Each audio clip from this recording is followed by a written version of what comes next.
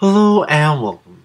This video will cover the mechanics of the newly introduced hard mode God Wars. So the first question I'll be answering is, where does your grave show up if you die? So they've added in a waiting room before the actual boss room. The waiting room requires 40 KC to enter, and inside of here is where your grave will show up. So you still need to get 40 KC to loot your grave if you die. But as long as you have 40 KC, you can go in and out the first door without losing your KC. This allows bless accounts to just go in, bless, and get out, and go whichever area needs blessing.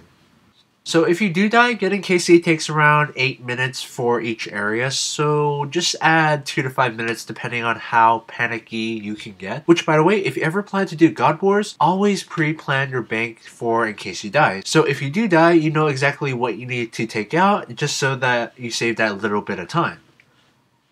But okay, on to the actual hard mode. So the second door gives you a variety of options. I'm only interested in the middle option for hard mode. After selecting the desired presets, your instance is created. Do note that if nobody is present in the instance, it will automatically be deleted right away. So for example, if you're soloing and you die, the 200k deposit for the whole hour is lost since no player is left to hold the instance. So the change to hard mode for the 4 bosses are they have higher stats and they're given 1 or more bonus attack features. If I miss anything, I'll make note of this in the description below. But for Saradomin, the first part is pretty much the same as normal. She melees and does magical attacks. Nothing fancy, same as the normal one. So you get her down to around 0 HP. When she is red barred, there will be about a 15-second intermission where she will become untargetable. And this allows you time to react of what is to come. This will start her second and final phase. During this phase, Zilyana will persistently shoot lightning throughout the arena. Standing on these will deal constant 400s to 1000s. So I recommend just to constantly keep moving, because if it's under you or under adjacent NPCs, sometimes it can be difficult to see. And it may end up like this, where I just fall over because it just didn't show under me. I'm not sure if that's a bug, but it's just good to keep on moving.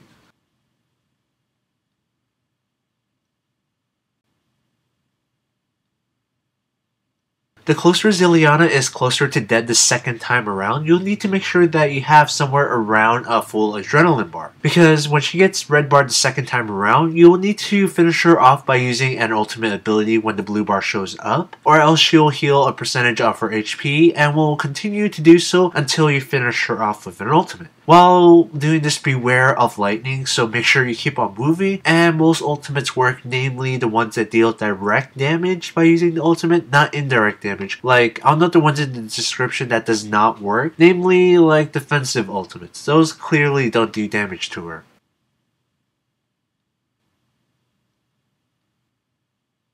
For Bandos, he only has one form. He doesn't heal, but he can swap quickly through his additional attacks. All of his attacks are given warning in the chat, as well as dialogue above his avatar. So keep an eye on either of the two. One of his attacks is where he'll slam the ground in front of him, dealing a shockwave directed at his target, usually dealing a good amount of melee damage. But this also dislodges stalactites from the ceiling, dealing damage to adjacent squares. You'll see a shadow of where it's going to hit, then it's going to hit the adjacent squares around it for a 3x3 area of damage. But it is a bombardment of spikes from the ceiling, not just one wave, so this can hurt quite a bit. Also, depending on your ping, it may be possible to dodge most of it if you don't run yourself into a corner, but if you have bad ping, it mostly comes down to luck depending on where you click ahead of time. His second feature consists of a defensive stance in which he'll send a ranged shockwave at his target, and any damage he receives he'll reflect 300% back at the attacker, which is odd since the message in the chat says 50%. But as you can see from the numbers, it seems like it's triple.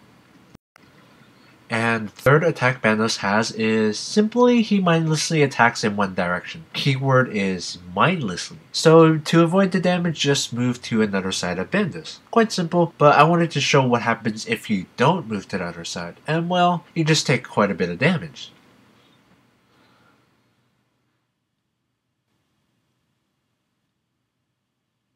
Heading over to Zamorak, there's one attack I'm not too sure of at the moment, so I'll list it in the description when it's confirmed. But his more deadlier attack is where he slams his blade into the ground that splinters out spikes upon contacting with the ground, and if you stand on it, it deals constant 600s and 800s if you stand on it. This could be really deadly if you don't see it under you, especially if there are a lot of adjacent monsters crowding around you. You may not notice it, but just keep an eye on the avatar's chat as well as the chat in-game, as well as your in-game messages.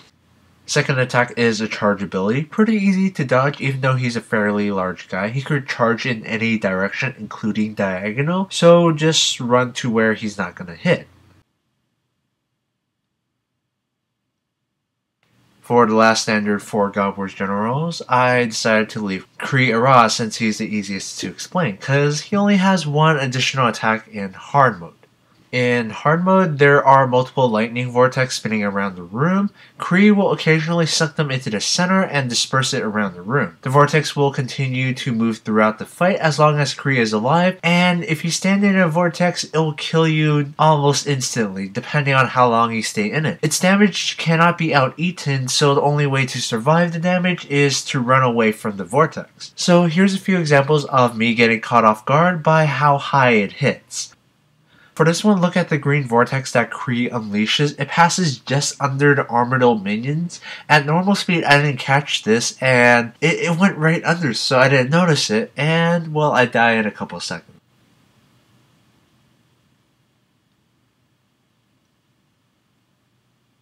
This second one was, I died because I used a channeled ability. I wouldn't advise this unless you're pretty sure you're confident that you could get away with it, because if you channel ability, you can't get out of it without using another ability, so you're stuck doing that for at least a second, and in that second you could kind of screw yourself up. So K'rill is pretty simple, it's just that you have to avoid the vortex, and that's pretty much the entire fight. Those were the new mechanics introduced to the God Wars General in the hard mode version. Compared to previous update, this is a fairly decent one. Although it's not overly complex, it does keep the user in mind of things more than just ability rotations. So I do hope this video has helped you in some way. As always, thank you very much for watching, and have a nice day.